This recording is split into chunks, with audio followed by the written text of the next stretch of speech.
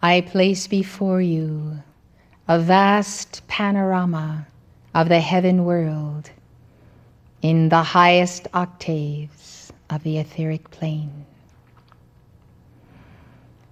I open the doors to this vista that you might see that there are many, many accomplished bodhisattvas who have taken the bodhisattva vow and therefore not taken their ascension. And they await the days and the hours when, in a vast future time and space, they may re-embody 600 years after a golden age should manifest on earth, if that golden age indeed shall manifest. These are beings of light who have such high attainment that even though they are not ascended, they are not allowed to descend into the earth plane to walk among you. For they guard well their mantle, they guard well their mission, and they know that the future that is to come will give them opportunity to bring many souls to the path of the Buddha. Here and there in the earth, there are precious souls born of very high attainment. Some of them make it, but not all, for they are fragile though strong. And when their parents are not able to care for them as they must be cared for, so, beloved, the fulfillment of their mission cannot be accomplished and is often aborted. This is the age when we would call you to come into the very heart center of the second ray that goes back to Helios and Vesta, Alpha and Omega. It is the power of the wisdom of God, the seeing of God, the presence of God that can shatter ultimately the density of a planet. What does this mean? It means that each of you requires an increment of a very special bud of golden yellow flame. How many can be entrusted with this flame? How many will learn to use the flame, to expand it, to light up the darkened room, even a darkened universe? Therefore, we recommend, since the earth is becoming darker and darker, that you call upon all adepts of the second ray throughout the vast cosmos, those who are in the earth who have not taken the ascension and those who have. This is a time, beloved, in this first quadrant of the year to thrust through mightily, beloved, mightily, that golden yellow flame might bring to so many who desire to do good in the earth a higher understanding of what is reality. This may be the golden age of Aquarius, but it is also the golden age of reality. Now then, let us, as we move with the God and Goddess Meru, as we move with the beings of the second ray of such a high attainment, let us use our forces and gather them to expose the liar and his lie, the murderer, the murderous intent, to expose entire islands of blackness that sometimes cover entire continents, for the darkness that is in those who come out of the astral plane yet do not move physically in the earth. You can do much, beloved, and the decrees that you give to that illumination's flame will light up the world of so many. Now then, we send you forth, as El Moria does determine his timetable. We send you into this nation first and foremost. And as the world gets lighter, for we will not admit defeat by darkness, we may be able to send you again to other nations. In this hour, it is most important to defend the soil, the people, the land, and the freedom in the United States.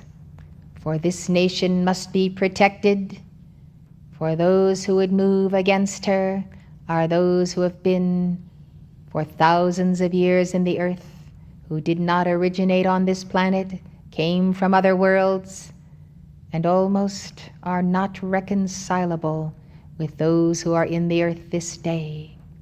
The absence of reconciliation, beloved, is this, that though they may or may not have a heart chakra, it is questionable whether they have a threefold flame. And there is an overlay upon some of the peoples of the world that is such a hardness of heart that one wonders when that hardness might ever be broken, and if it might be broken before that individual himself must go to the second death. Therefore, strange gods are in the earth, strange manifestations that do not appear in the profile of the Manus, or of the Christ, or of the Buddha. Come to the realization, then, that you can bring many to the feet of their God, but only if they are willing and able. And if they are not, all of heaven bows to their free will. Now then, beloved, we believe that through illumination's golden flame and your cooperation in using that flame, even if it be 15 minutes a day, that we can bring a parting of the veil, partially that is, that people might have a glimpse of the golden sun, of other octaves, of high etheric planes, of beings who shine with that golden light. All of earth is not in darkness, for the brightness of your I Am presence is not only above you, but in your temples. We see this, though you may know it not. Therefore we tell you that it is so, that you have advanced, some of you tremendously, since you began this path, and even are moving from past lifetimes, multiplying your momentum of service and seeing how necessary is that power of the yellow ray. Let the mind of God be in you. Expand and know your capacity to change the world. If an avatar, or 5 or 10 or 10,000 were to pass through, would you count yourself among them, or would you say, I am a mere beggar, I am not up to that level, I cannot call myself an avatar? Well, beloved, work for the title, work for the fulfillment of what that title entails, and know that God lives in you as sure as God lives in me. Is there a difference? I think it is only that some of you are either ignorant or simply not willing to believe that ye are gods, as Moses said, and all of you are sons of the Most High. If God made you as gods, and he did because he made you in his image and likeness, then exercise the power and save a planet. Your mighty I Am presence is up to it. Let us speak then of the various levels of leaders of the nations who think they have power and think they have greatness, but are among the worst of the worst. It is even notable in these days, as people demonstrate in the streets and demand that the popular vote be reinforced and ratified. O blessed ones, it is surely a planet of contrasts. Let us talk about what is eternal. Let us talk about the etheric plane as being far more concrete than your physical octave. Let us talk about yourself becoming whole and being on the verge of moving from that point of mortality to immortality. Oh, what a transition that will be, beloved. Oh, what a transition. To know that you may enter into that immortality before you are ultimately one with God. So many things can transpire in your life in such a short time, and as you view the world, now in this decade and moving on to the next, you must know that there is absolutely opportunity for your victory, for your ultimate victory, wherever you will be. And since many of you are leaving the mystery school only for a time, I then shall leave with you. I, Maitreya, comfort you now. I wear the mantle not only of gold and yellow, but of metallic gold. And as you see me, you will remember how in civilizations long ago you also wore such robes. You also served the then hierarch of the day. So I shall come in my presence to each one, stay with you, move with you, always make the call if you need something. I am here to assist you in making that move which is the wisest one for you. There may be many moves that you can make because you are talented, well-educated, have much experience, and even have learned from the ascended masters and the messengers. Thus, beloved, know that you will not have a dearth of opportunity, but you will say to yourself, what is the highest calling that I can make? What is the highest attribute? Where shall I be? Where shall I go to discover that nucleus within, which when fired can propel me to my ascension as I move with it unto the hour of my victory?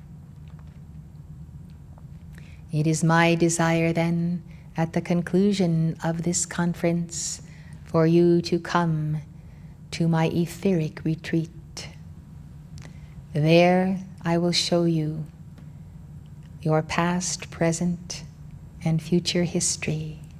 Is there a future history? Indeed, beloved, it can be read. Therefore I am determined as your father to see to it that you will not be left comfortless, but that the Holy Spirit will come to you, and that I may be with you. This surely is my great joy. Since I bilocate in many places in the world, none of you who remain here will be without me either. This is the mystery school, and it is always in the etheric octave. Reach for the octave, reach for the star, reach for the gaps that now must be filled that you might be whole. Reach for all things that when pulled together will give to you that wholeness, that equilibrium, that balance. And one day, as you are walking in the valleys, in the mountains, in the hills, you will have a certain sense within you. And that certain sense is this, that you will start to feel the slow turning of the fire enfolding itself within you. Ever so softly, ever so gently, you then are receiving the message that God desires to bring you up higher, closer and closer to the realms of your immortality. It is a wonderful thing, beloved, when after lifetimes of service, balancing karma, and if you have much karma, having been weighted down by that karma, then coming into embodiment again and again, then finding the ascended masters, their teachings, the messenger, finding all that you now have. This is the moment when you can look back on your entire history. Ask the keeper of the scrolls to show you. Ask the lords of karma. And you can see in that past history where you first began a departure from the golden flames of illumination for that soaring sunward in the sunlight, and how little by little you gravitated toward darker realms, darker individuals who brought you this way and the wrong way. Thus you have gone through a long period of balancing karma. But so many of you have come to that fulfillment, beloved, to that point where you have indeed transmuted very key blocks, heavy blocks of world and personal karma. This is where you are today. I remind you that the messenger has told you that Mark Prophet would not leave this octave until Elizabeth would have won her 51%. After that, beloved, he saw that it was time and meet for him to move on and hold the balance for her service unto the end. So you see, beloved, when finally karma is balanced and you have toiled so very, very long, do not forget to accept the cup of the elixir that is yours to drink. Do not forget that besides all of the negative karma, all of this, all of that, your Lord and Savior, Jesus Christ, my Son, your mighty I Am presence and the Godhead look upon you now as pure, as clear, as able to carry the light. And if some of you still have things to work out, we look at this, we help you. But we do not place so much weight upon it, for we see the preponderance of your effort, your sacrifice, and your sense of such long, long time that you are truly coming home. Leaving the mystery school takes you to places where you must be, here and there, meeting this particular person, getting involved in that particular aspect of education and so forth. There are things, yes, you must do, but the fiery core of your being, let that light of white fire and yellow flame and golden illumination be such an intensity and a strength within you that that inner core shall never be moved. And you will simply graciously move through the world, saying to yourself, I know why I encountered this person or that person. I understand why I still have problems. But the greater me and the fullness of the fire of my being, that is my lodestone. That is my inner presence. That is the strength of my God. And my God infills me now, and I am whole. I am blessed. And I no longer look upon myself as a beggar, for I am a prince in the kingdom of my God and a princess, and I accept this. And in this life, God willing, I will make my trek all the way to the throne of grace. Think upon these things. Think upon these things. And know that I am with you always, even unto the fulfillment of your victory. I am Maitreya. Call to me. Dispense my compassion to all, and take a strong dose of it yourselves. Know that it is meet for you, and that I simply love you and love you and love you. Truly, I am with you. Go in peace where God has called you.